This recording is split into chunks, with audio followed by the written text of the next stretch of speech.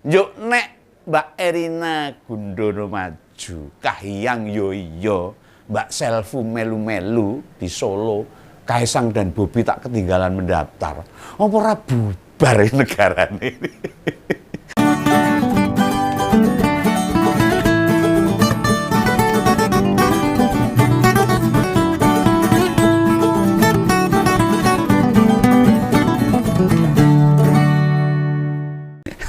Aduh, ini jan-jane negara ini tenanan apa mainan ini. Lawang perhitungan suara di tingkat KPU saja masih pleno provinsi loh. Namun isu-isu di luaran wis gak puadara sabar. Kesusu, bukan susu gratis loh, kesusu. Tergesa-gesa itu loh. Selak gentian pengen pilkada ini. Pilkada wis gembar sono, gembar sini. Bila isu yang muncul membahas calon-calon menteri, Begawan sih gak masalah karena memang runtutannya ngono. Dan itu ya wajar. Atau kandidat kepala daerah juga nggak apa-apa. Neng problemnya kan aneh ini. Dan aneh ini semua orang yang dekat presiden Pak Jokowi. Lalu dikatut-katut ke dihubung-hubung ke semua. Lah nek kata temenku itu wis ngawuren kabeh ora apa-apa, masyarakat ben plongah-plongo nonton tok. Nah, mengapa bisa begitu? Soalnya kemarin itu tiba-tiba ada kabar ini yang saya dengar ini. Yo ini kebangetan jane. Ini ora apa-apa, ini penting itu, enggak apa-apa ini. Itu Mbak Erina Gudono. Erina Gudono itu istrinya Mas Kaisang itu ya dari Sleman ini. Itu masuk di radar Gerindra Sleman. Jadi bakal kandidat Bupati Sleman. Lah nek gini ini gimana coba? KB kok orangnya istana semua loh. Lah piye? Tapi ya ini gini, ojo langsung bicara tentang hak. Ojo memvonis Mbak Erina nggak mampu. Oh, saya percaya. Tapi mestinya kita letakkan hal-hal beginian pada tempatnya. Empan-papan kalau orang Jawa. Lah nek nama Erina tiba juga ujuk-ujuk muncul jedul. Lah mbok sekalian jangan tanggung-tanggung. Orang saat tanggung-tanggung loh. Nah, sisan itu Mbak Sylvia Nanda yang Solo calonkan wali kota Surakarta. Ya sisan.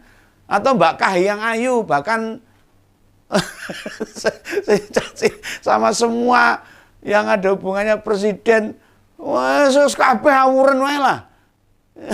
Awuren kabeh lah. Ini kayak gini nih masyarakat disuguhi hal-hal yang aduh ampun ini. Ini reformasi kelas kambing ini sekarang ini. KKN mulai bermunculan ini. Nah, ya saya mau bagaimana? Yang bikin tambah heran lagi, Begawan ini. Begawan nggak nyinyir loh. Ini hanya menyampaikan sesuatu agar masyarakat ngerti, paham. Nah dulu itu, saya mau menjelaskan ini. Dulu di tahun 90-an, satu saja anak-anak Harto dapat privilege, dapat keistimewaan. Itu banyak yang kusak-kusuk zaman Soeharto loh. Zaman Orde Baru loh. Naik kerungu cekut tenan loh itu. Nah, gue apa enggak namanya nepotisme? Ngajak-ngajak keluarga. Lah sekarang mengapa jadi pada lupa soal terminologi nepotisme ini? Wah, parah.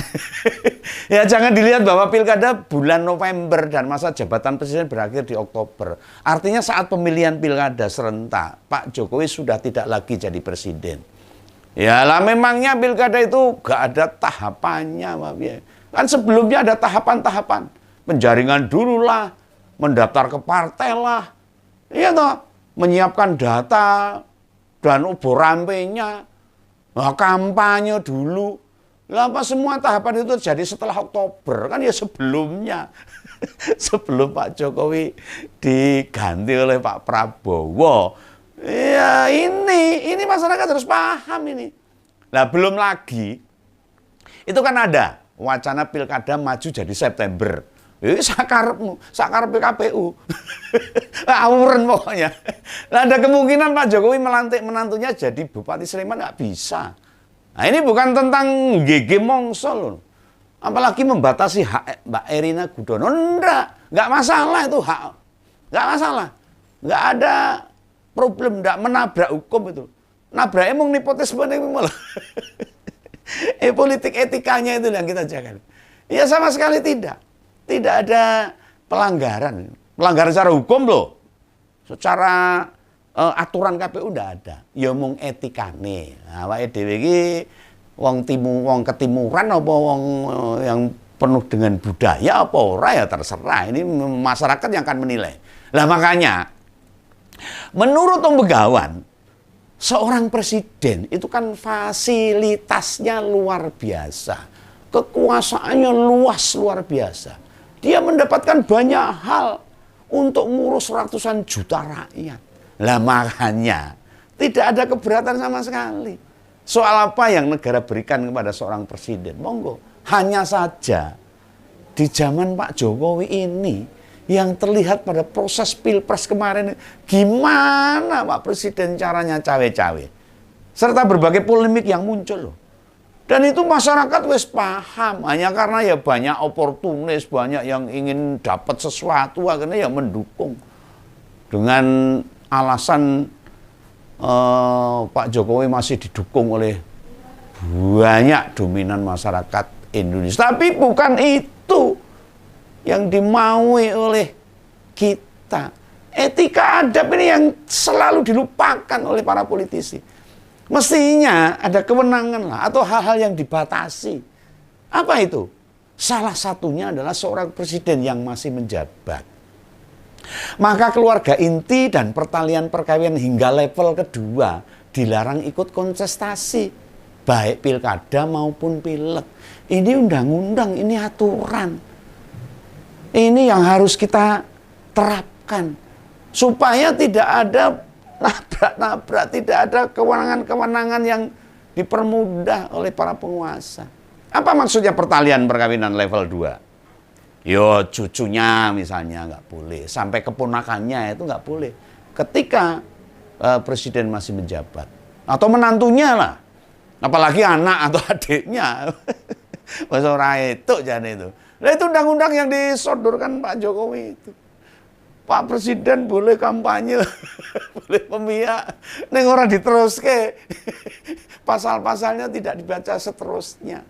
Nah, karena gini, seandainya kasusnya kayak kemarin, Gibran nyawapres saat bapaknya masih menjabat, atau Erina maju mendaftar sebelum Jokowi meletakkan jabatan, maka panitia pemilihan memiliki potensi punya konflik kepentingan. Ini pasti.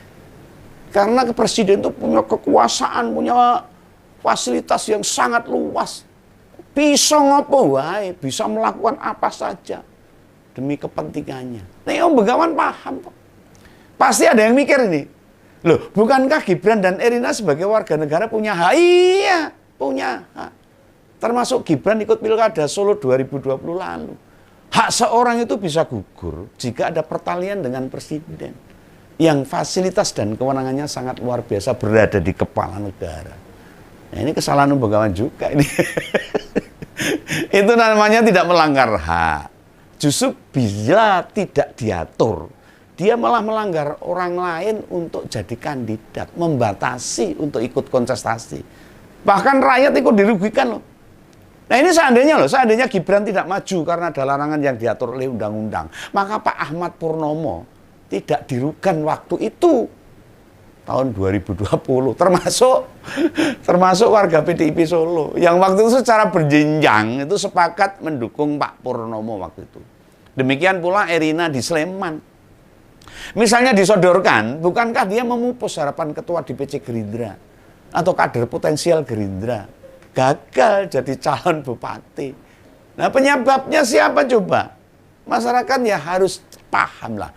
Maka masyarakat itu perlu melek politik, belajar tentang politik, belajar tentang undang-undang, aturan KPU, undang-undang yang berlaku untuk semua, aturan yang memberlakukan penyelenggaraan pilkada, pilpres, dan sebagainya. Nah, kasus gagalnya Pak Purnomo di Solo waktu itu tahun 2020, bisa terulang itu nanti di Sleman itu. Iya. Ya ini menurut Om Begawan ya. Orang-orang dengan privilege istimewa ini tetap harus dibatasi lah. Ya tapi monggo lah, hawuran aja lah kalau tidak mau saya memberikan usulan, memberikan pendapat. Secara subjektif, menurut Om Begawan ini, Itu tidak hanya berlaku bagi keluarga presiden, namun juga keluarga gubernur, bupati, wali kota, dan ketua DPD. Harusnya Indonesia mulai menerapkan etika-etika politik yang baik, agar semua pihak, semua masyarakat punya hak yang sama. Tidak dibatasi oleh kekuasaan-kekuasaan, tidak diatur oleh kekuasaan-kekuasaan. Sehingga aturan bisa berlangsung, bisa dilakukan dengan baik. Lah pejabat kayak mereka, bila ada keluarga terdekatnya maju kontestasi, pasti pekerjaannya terganggu.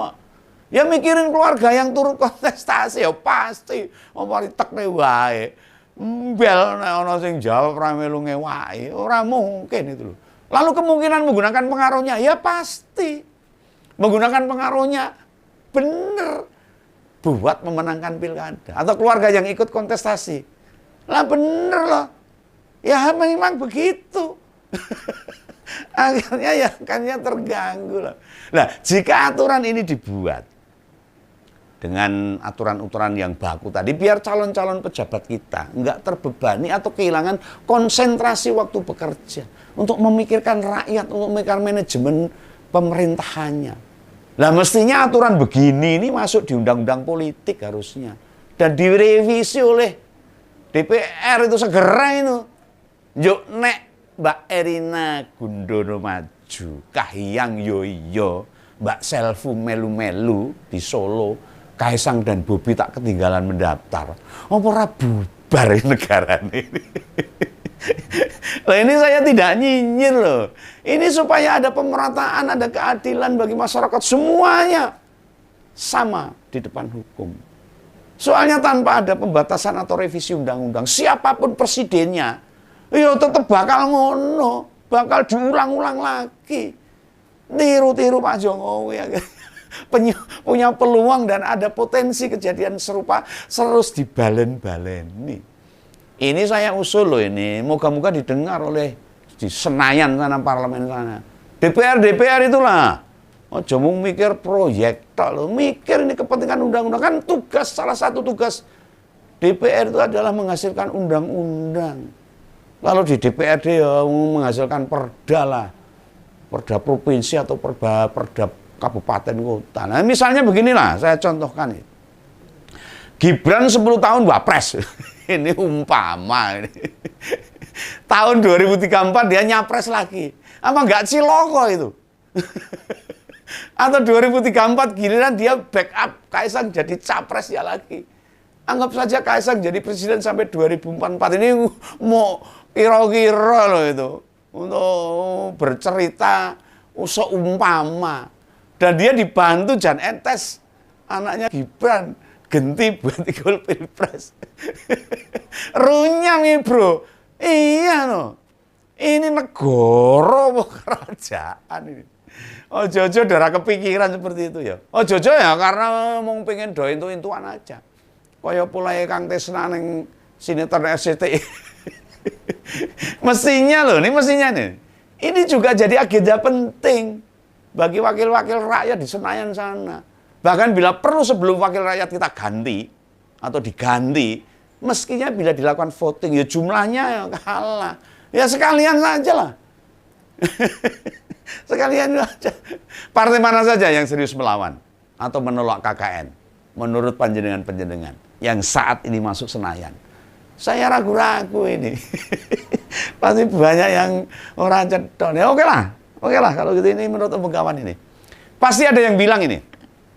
Loh siapa tahu kalau Mbak Erina Gudono selfie Kaisang atau Kahiyang malah bekerjanya lebih bagus ketika dia menjabat sebagai pejabat publik, sebagai kepala daerah. Nah ingat loh, yang kita bicarakan ini soal ngurus rakyat. Masa dicoba-coba duluan? Mbok menowo, ya jangan. Memangnya nanti begitu terpilih dan cara memimpinnya buruk, bisa kita tuker. Wow, raiso. Kita lagi nggak beli mainan, Bung. Atau baju yang saat kita coba di rumah jebol kegedean. Anak sing suwe, anak sing cacat dijol. Udah seperti itu. Sepanjang ada keluarga dengan pertalian darah atau perkawinan yang menjadi kepala daerah, nanti nek wis gak ada, ya monggo. Mereka mau nyalek, mau ngulek, mau nyambel, lan sak piturute monggo. Maksudnya pengen kontestasi pilkada, pilgub, pilwakot, bahkan pil KB pun nggak dilarang tuh. Monggo saja bos. Nah udahlah. Jangan berdalih toh yang milih rakyat. Jangan seperti itu. Gimana rakyat mau milih dengan logika bener kalau kejadiannya kayak kemarin itu loh. Wih, itu kasat mata itu. Cawe-cawenya Pak Jokowi itu ugal-ugalan menurut Begawan sudah gilani itu. Lambok sing maju siapapun lah. Ya kena menang loh. Kalau Pak Jokowi turun tangan cawe-cawe untuk menangkan salah satu paslonnya. Makanya Om Begawan menegaskan. Sekali lagi saya mengingatkan loh. Om Begawan itu menyuarakan nilai-nilai kebenaran. Nilai-nilai kejujuran itu tegaknya demokrasi. Dan lancarnya konstitusi ini. Ini bukan perkara Pak Jokowi sama keluarga. Apalagi soal Mbak Erina mau jadi cabut calon Bupati Sleman sana. Enggak. Ini tentang masa depan bangsa. Ini soal nepotisme yang kita tolak dari dulu dengan KKN-nya. Yang merugikan orang lain, yang merugikan bangsa kita. Yang merusak demokrasi dan politik kita. Yang bisa jadi punya kemampuan lebih baik. Gagal. Ora sido nyalek atau ora sido ikut kontestasi calon bupati atau wali kota gegara ada keluarga presiden yang maju. Ya pastilah. Bila keluarga presiden pengen punya hak ini misalnya, ya jangan sampai membuat hak orang lain juga jadi hilang. Iya, ibarat kita di rumah loh. Pengen dengerin musik kenceng-kenceng, ya pakai handset lah. Jangan pasang sound gantung, yuk pasang volume paling tinggi. Wih jedenge egois. Pemimpin egois, rakyatnya kelipuk loh. Iyalah, ini peringatan atau usulan dari Om Begawan. Dan ini pendapat Om Begawan untuk bangsa ini. Agar bangsa ini tidak semakin kacau, tidak semakin rusak dalam berdedikasi politik maupun berdedikasi demokrasi. Konstitusi harus kita jaga. Menurut Om Begawan. Salam ngompol, salam Begawan. Sampai jumpa.